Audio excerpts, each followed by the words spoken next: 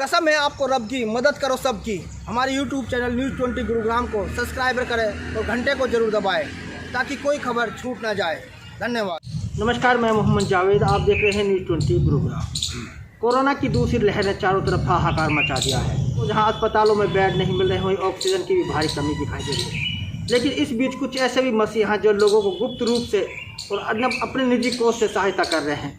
ऐसे ही मसीहा हैं कांग्रेस के वरिष्ठ नेता प्रदीप जेलदार, जो पिछले 15 दिन से लोगों को ऑक्सीजन उनके घर तक पहुंचा रहे हैं। हम बात करते हैं प्रदीप जेलदार से, उनसे पूछते हैं कि उनके पास कैसे ऑक्सीजन की डिमांड आती है और कहाँ कहाँ ऑक्सीजन पहुंचाते हैं।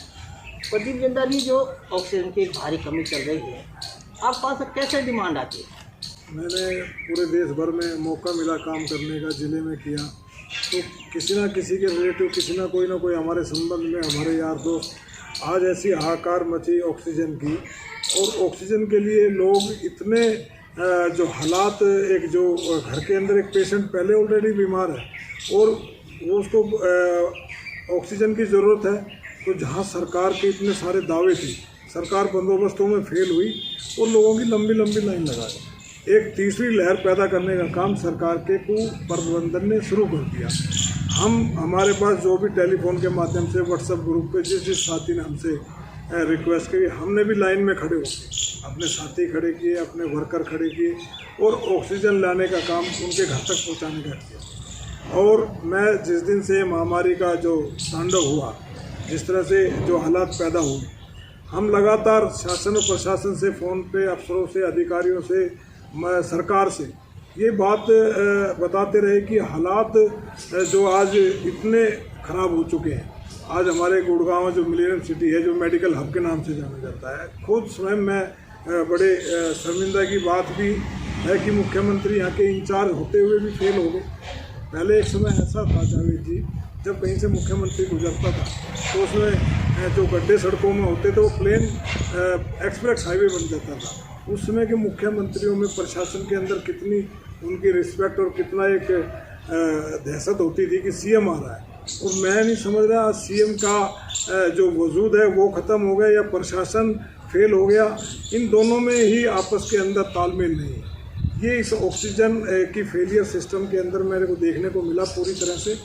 मैं आज भी, मेरे बेटे का जन्मदिन भी है बड़े वाले का, और हम सुबह से अलग अलग DLF फेज़ 2 के अंदर, सेक्टर 44 के अंदर, हाउसिंग बोर्ड सेक्टर 31 के अंदर और सैनीपुरा, कई अलग अलग जगह अभी भी हमारे पास डिमांड से DLF फेज़ 3 से आई है। हम खुद स्वयं, मैंने 2 टेम्पो पर बनाए थे, कई अलग अलग जगह अभी भी हमारे पास डिमांड से DLF फेज़ 3 से आई है। हम खुद स्वयं, मैंने 2 टेम्पो पर बनाए थे, मैं और मेरा बेटा। जब तंबू नहीं थे तो हम अपनी गाड़ी इंडिवर में रख के रात को सेक्टर 57 में जो पेशेंट थे, दोनों मियाँ बीवी, उनकी ऑक्सीजन पूर्ति करने के लिए चाहे दिल्ली गए, गुरुद्वारे गए, यहाँ गए, लाकर हमने उनको ऑक्सीजन दिलाई है। और बड़ी खुशी हुई है। एक दिन अखबार में छपा, आज से 3 दिन टोकन से ऑक्सीजन मिल जाएगी, टोकन फेल हो गए। फिर उसके बाद यह है कि हम डोर टू डोर पहुँचा रहे हैं, पोर्टल पे जाओ, डोर टू डोर पहुँचा रहे हैं। पोर्टल की मैंने खुद व्यवस्था देखी है बैठ के। मैं एक पेशेंट के बारे में, वो बड़ा घबराया, तो उसके घर के अंदर सेक्टर 47 में है और उनका नाम है सचिन लूथरा, उनकी वाइफ है 34 साल की, उनका बेटा है 8 महीने का, उनको कोविड हो गया, बेटा पास नहीं जा सकता, बाप रखेगा, बाप की जो मदर है उसको कैंसर है।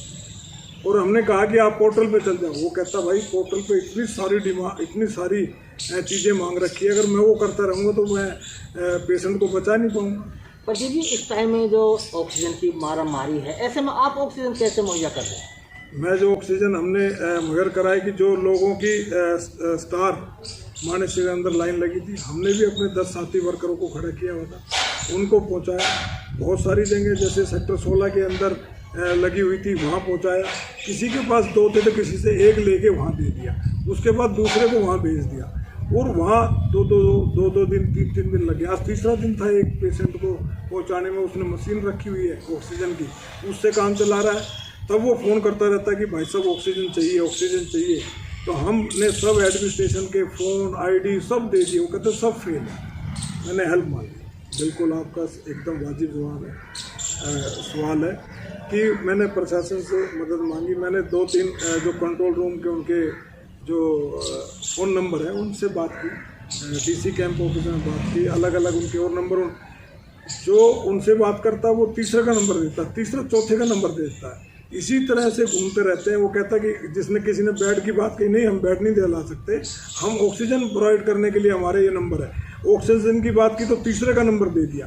तीसरे डॉक्टर ने कहा, एक जो हेल्थ में डॉक्टर है उसने कहा भैया हमारा ये काम नहीं, किसने नंबर दे दिया। तो ये हालात हैं। पर ये जो कोरोना की दूसरी लहर है बहुत खतरनाक चल रही है, ऐसे माँ बाप जवान बेटे के साथ मरीजों को ऑक्सीजन पहुँचा रहे हैं, कभी आपको डर नहीं लगता मुझे या मेरे बेटे को कोरोना हो जाए? नहीं, ये बात बिल्कुल आपकी सही है और उसमें घबराहट भी रहती है। हमने मास्क वास्क लगा के सैनिटाइज होकर, अभी भी मेरे बहुत सारे आपके जब हम वहाँ दे के आते हैं तो हम जो गाइडलाइन है उसका पूरा पालन करते हैं, बाहर रख देते हैं और उनको एक ही बात कहते हैं, आपके यहाँ कोई और नौकर या और जो आपके घर में है इस सिलेंडर को अंदर ले जाओ। हम बाहर रखते हैं और बाहर दूर डिस्टेंस से लेके आते हैं। कईयों के ये हालात है, कोई भी नहीं है। फिर मैंने एक किट लेके एक ड्राइवर को अपने को उसको दिया, उसको भी 3 दिन कोविड हो गया था, उसकी चपेट में आ गया था।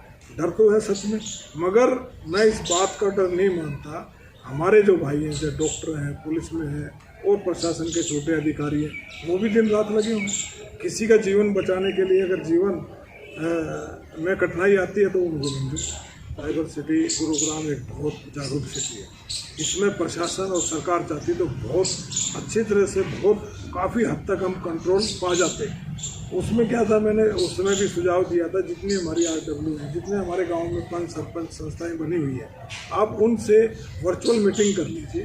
15-15 सेक्टर की एक दिन में हो सकती है और हर सेक्टर की RW को पता है, साथियों को, मेरे मोहल्ले में कौन बीमार है। और यदि ये तीसरी लहर को प्रशासन रोकना चाहता है, आज भी मैं आपके माध्यम से कहना चाहता हूँ, ये लाइनों को ख़त्म कर दें। एक परिवार में जिसके है वो 4 जो इफेक्टिव वो भी लाइन में खड़ा है, क्योंकि उसको इतना इफेक्ट नहीं है मगर इफेक्ट है, उसको कोरोना का घर के अंदर कोरोना में है और वो और डबल फैलता हुआ जा रहा है। ये रोक दे इसको प्रशासन। डोर टू डोर का जो कार्यक्रम है, जो हमारी कुकिंग गैस की सप्लाई होती है, उन जीपों को ले लें, उन गाड़ियों को ले लें और प्रशासन जो चुने हुए पार्षद हैं और जो इलेक्टेड पार्षद हैं, जो हमारी RW हैं, हमारे अलग अलग सामाजिक जो लोग हैं, उनसे बात कर लें। हम खुद वॉलंटियर करने के लिए तैयार हैं। और आज हमारे सरकारी हॉस्पिटल की जो हालात हैं, आज करीब 7 साल खट्टर सरकार को हो गए और इन्होंने जो हालात देखे, सबसे पहले अगर कोई काम करना चाहिए था तो सरकारी हॉस्पिटल जो हमारे गुड़गांव का नागरिकों का जन अधिकार है उसको देना चाहिए था, वो नहीं दे पाए। उसके देने के बावजूद जितने भी प्राइवेट जो हमारे नर्सिंग होम हैं, मैं समझता हूँ 8-8, 9 टैंकर चलते हैं। फरीदाबाद से पता लगा कि आ रहे हैं, बीच में से वो भी गायब हो गए, वो कहाँ चले गए। और छोटे जो छोटे नर्सिंग होम है वो तरस रहे हैं। 4-5 जो हमारे बड़े हॉस्पिटल हैं जिनके अंदर आम गरीब व्यक्ति की पहुँच तो नहीं है, उसको उन्होंने सुविधा देने के लिए पहले उनको मैं समझता हूँ इसमें भी भेदभाव कर दिया। तो ये आज सरकार को, आज भी सरकार चाहे, सरकार एक बहुत बड़ी चीज़ होती है। सरकार रेगिस्तान में गुलाब खिला सकती है, तो ये तो उनका बाएं हाथ का खेल था। हम सब सहयोग कर रहे हैं। आज आरोप प्रत्यारोप लगाने का समय नहीं है, मगर जब किसी की जान जाती है, किसी के ऊपर इतनी बड़ी महामारी का कष्ट है, वो बोलने से भी जाए, तो सरकार को देखना चाहिए बढ़ के। सरकार लोगों से अपनी पावर को बांटे, ताकत जो अपने पास इकट्ठी की हुई है सबसे साझा करें। सारे नागरिकों को आज गुड़गांव में वॉलंटियर की कमी नहीं है। वॉलंटियर आगे आना चाहते हैं, उनको किट दे, उनको सारी सुविधा देकर और वर्चुअल मीटिंग कर लें। सबके फ़ोन है, आज बात कर लें, लैंडलाइन से फ़ोन कर लें। सारे मैं दोबारा उसी बात को रिपीट कर रहा हूँ, RW हैं, जनप्रतिनिधि चुने हुए हैं, एक्स जनप्रतिनिधि हैं, उनसे बात कर लेंगे तो मेरा समझ रहा है अपने अपने व्हीकल लेकर जहाँ एक पॉइंट बना दे। मान लो एग्जाम्पल के तौर पर सेक्टर 31 है, कम्युनिटी सेंटर के अंदर इतने सिलेंडर आएंगे और 5 लोग वॉलंटियर जिसको जहाँ जरूरत हो वहाँ पहुँचा देंगे, अच्छे से हो सकता है। और हम सरकार से अनुरोध करते हैं, 3 दिन से सेक्टर 16 वाला प्लांट बंद पड़ा था, जो सेंटर में गुड़गांव के वहाँ मिल जाता है जी से, मगर कोई भी किसी तरह का नहीं। मुझे इस बात का अफसोस है इस सरकार के साथ कि किसानों की खाद भी थाने में बैठी।